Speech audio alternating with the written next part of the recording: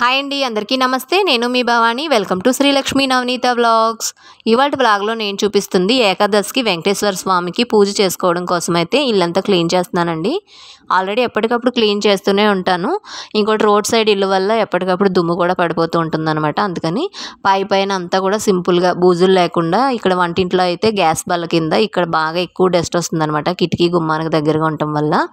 అందుకని ఇదంతా కూడా ఒకసారి కింద సామాన్లన్నీ తీసేసి బ్రష్తో బూజులు దుమ్ము ఉంటే క్లీన్ చేశాను. ఇప్పుడైతే ఇంకా తడిగుడ్డ పెడుతున్నాను. ఎలాగా గదులు కడుగుతాను కదా అని చెప్పేసి సామాన్లన్నీ తీసి ఇంకా తడిగుడ్డ పెడుతున్నాను. ఎందుకంటే గదులు కడిగినప్పుడు ఇవన్నీ తీసి అక్కడ ఆ ముక్కంతా కడిగేసి మళ్ళీ పెట్టాలంటే కొంచెం ఇబ్బంది ఉంటుంది. అందుకని ఇక్కడ పైన అయితే మట్టికి ఎప్పటికప్పుడు ఇలా తడిగుడ్డ అయితే పెడతానండి. దుమ్ము పట్టినప్పుడల్లా కూడా ఇలా నీట్గా క్లీన్ చేసుకుని తడిగుడ్డ పెట్టేసుకుంటాను. అలాగే పూజ కోసం ఇప్పుడు కూడా తడిగుడ్డ పెడుతున్నాను. ఇక్కడ ఇలా తడిగుడ్డ పెట్టిన తర్వాత ఇంక ఇక్కడ నుంచి తీసిన గ్రైండరు అలాగే మసాలా రాళ్ళు సామాన్లు అన్నీ కూడా మళ్ళీ ఇక్కడే సర్ది పెట్టేశాను. చూసారు కదండి, గ్యాస్ బల్ల కింద అయితే ఇలా నీట్గా మొత్తం అన్నీ కూడా మళ్ళీ తీసినవన్నీ తడిగుడ్డ పెట్టాక సర్దేశాను.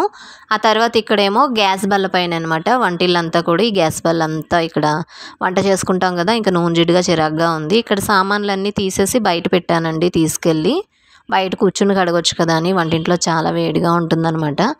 ఆ తర్వాత ఇంకా బయట సామాన్లు అవి పెట్టాను అన్నాను కదండి, ఇంకా బయట అయితే కూర్చుని సామాన్లన్నీ కూడా కడిగేశాను. సామాన్లు కడిగిన తర్వాత వంటింట్లో మంచినీళ్ళు బిందులు కూడా ఆ నీళ్లు తీసేసి బిందులు అయ్యి సబ్బుతో క్లీన్ చేసి శుభ్రంగా తోమేసుకుని ఇక్కడైతే కడుగుతున్నానండి. ఇంకా సామాన్లు కడగడం బిందులు కడగడం అయిపోయింది. ఆ తర్వాత మంచినీళ్ళ బాటిల్స్ అన్నీ కూడా కొంచెం సర్ఫ్ నీళ్ళతో కడిగానండి.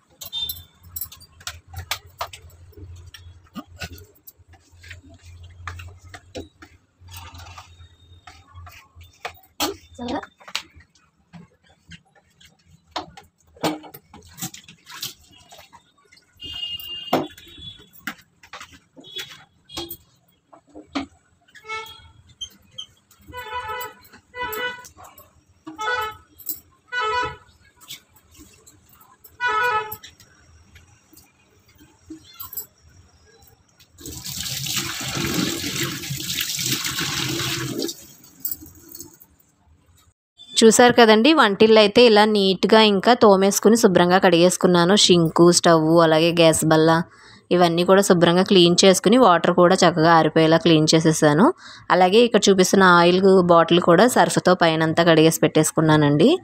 తర్వాత వచ్చి ఇక్కడ సామాన్లు అలాగే మంచినీళ్ళు బిందులు బాటిల్స్ కడిగి పెట్టుకున్నాను కదా, ఇంక ఇవన్నీ తీసుకెళ్ళి లోపల సర్దుతాను. అలాగే మోటార్ వేసి మంచినీళ్ళు అయితే పట్టాలి. ఇప్పుడైతే ఇంకా సామాన్లు తీసుకొచ్చి లోపల పెట్టిన తర్వాత మోటార్ వేసి మంచినీళ్ళు కూడా పట్టేస్తున్నాను. ఇంక మంచినీళ్ళు పట్టుకున్న తర్వాత గదులు కడగడం అయితే స్టార్ట్ చేసుకోవచ్చు అని. ఈ పైన మంచినీళ్ళు అయ్యి పట్టినప్పుడు మళ్ళీ కింద చెమ్మ అయిపోతుంది కదా అని ముందైతే ఈ పైన పనులన్నీ చేసుకుని అప్పుడు కింద గచ్చలే కడుగుదామనండి.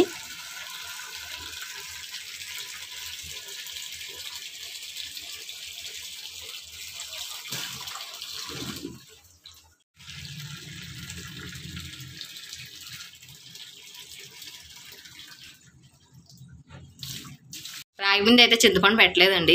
ఎంత తోవిన కాసేపటికి ఒక్క 10 నిమిషాలు కూడా తెల్లగా ఉండదు, వెంటనే నల్లగా అయిపోద్ది. తోమితే నా చేతులు పడిపోతున్నాయి. ఇంక తోమలేదు, ఊరికినే సామాన్ల సబ్బు స్టీల్ పీస్ పెట్టి మాత్రమే తోమాను. ఈ బింది సబ్బు పీసు పెట్టి తోమాను. బాటిల్స్ కూడా మనం నీసులు అయి తింటాం కాబట్టి అవి కూడా కొంచెం సర్ఫ్ వేసి కడిగాను అనమాట. రేపు పూజ చేసుకుంటాం కదా, అందుకని నోరు పెట్టి తాగినా ఎంత అయినా చేతులు జిడ్లు అయి పట్టుకున్నా మళ్ళీ రేపు ఇది తాగినా వద్దా అనిపిస్తుంది. అలా కాకుండా ఇంకా కొంచెం సబ్బేసి అయితే కడిగేసాను. ఇలా కడుక్కుంటే ఏ డౌట్ ఉండదు. ఇంకా నేను గడపల మీద డిజైన్ వేస్తాను కదండి, గడపకి పసుపు రాసి బొట్లు పెట్టినప్పుడు మీరు చూసుంటారు ఈ డిజైను.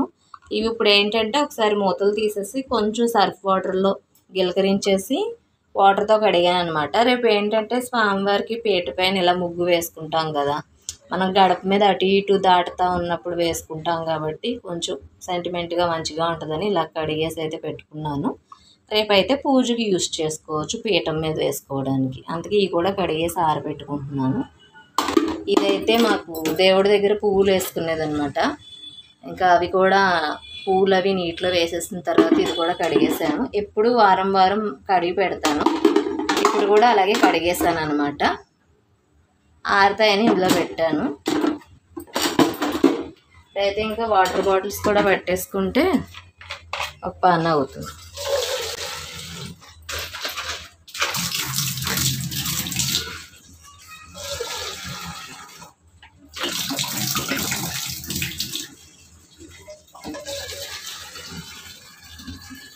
ఫ్రిడ్జ్ కూడా క్లీన్ చేశానండి. ఫ్రిడ్జ్ అయితే తడి కూడా పెట్టాను అనమాట. స్పాంజ్ వైప్తో ఒకసారి అన్నీ కూడా తుడిచాను. ఎందుకంటే మనం ప్రతిరోజు అన్నీ తింటూ ఉంటాం కదా, నీసు తిన్నప్పుడు కొంచెం కూరలు మిగిలిన ఫ్రిడ్జ్లో పెట్టుకుంటాము. అలాగే రేపటి కోసం ఏదైనా కూర తెచ్చుకున్న ఫ్రిడ్జ్లో పెట్టుకుంటాం కదా, మళ్ళీ పూజ సామాన్లు లోపల ఫ్రిడ్జ్లో పెడతామని చెప్పేసి ఆ ఫ్రిడ్జ్ కూడా ఒక్కసారి స్పాంజ్ వైప్తో ఓన్లీ ప్లెయిన్ వాటర్తోనే తడిగుడ్డ అయితే పెట్టానండి. అది కూడా నాకేంటంటే పూజ చేసినప్పుడు ప్రతిదీ శుభ్రం చేసుకుంటాను. ఈ రోజైతే ఇంకా పక్క బట్టలు దిండు కవర్లు అన్నీ ఉతికేసాను, పైన ఉన్నాయి అవి కూడా తీసుకురావాలి.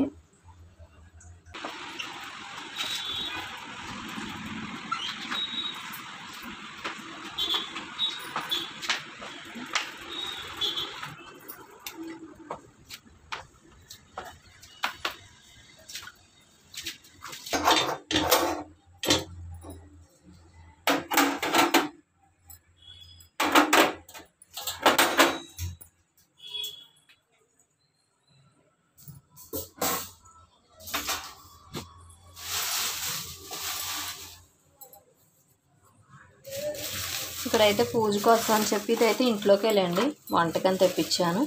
పూజ కోసం అయితే పసుపు కుంకుమ కొంచెం ప్రసాదం చేద్దామని చెప్పి బెల్లము అలాగే యాలకులు జీడిపప్పులు తెప్పించాను. అలాగే ప్రసాదంలోకి నెయ్యి ప్యాకెట్ అనమాట. పూజకి నెయ్యి విడిగా ఇంట్లో ఉందన్నమాట, ఆవు నెయ్యి, అందుకే తెప్పించలేదు. ఇంకా పూజకి అయితే పూజ సామాన్లు తెప్పించుకున్నాను. ఇక్కడైతే కొబ్బరికాయ అరటిపళ్ళు అలాగే ధూప్ స్టిక్స్ అగరత్తులు చందనం అనమాట, గంధం డబ్బా, అలాగే ఇది పచ్చకర్పూరం. ఇంకా ఇక్కడ ఫ్రిడ్జ్లో పెట్టాను కొన్ని సామాన్లు. ఫ్రిడ్జ్లో అయితే ఆవు పాలు ప్యాకెటు అలాగే తమలపాకులు, ఇవి పళ్ళండి, పువ్వులండి, ఇవి మల్లెపూలు చామంతి పూలు అలాగే గులాబీలు అన్నీ కలిపి అనమాట. ఇక్కడేమీ ఫ్రూట్స్ తీసుకొచ్చారు. వెనక్కేమో తులసి మాల ఉంది, దేవుడికి వెంకటేశ్వర స్వామి తులసి ఇష్టం కాబట్టి. ఇక్కడ పూజ చేసుకోవడానికి రేపటికి ఇక్కడ పీట అనమాట, స్వామివారిని పెట్టుకోవడానికి అని చెప్పి పీటనైతే కడిగేసి పెట్టుకున్నాను. రేపు ఉదయం అయితే పూజనైతే సింపుల్గా నాకు తెలిసిన మట్టికి నాకు తోచినంతలో అంటే మాకు ఉన్నంతలో నేనైతే పూజ చేసుకుంటున్నాను అనమాట.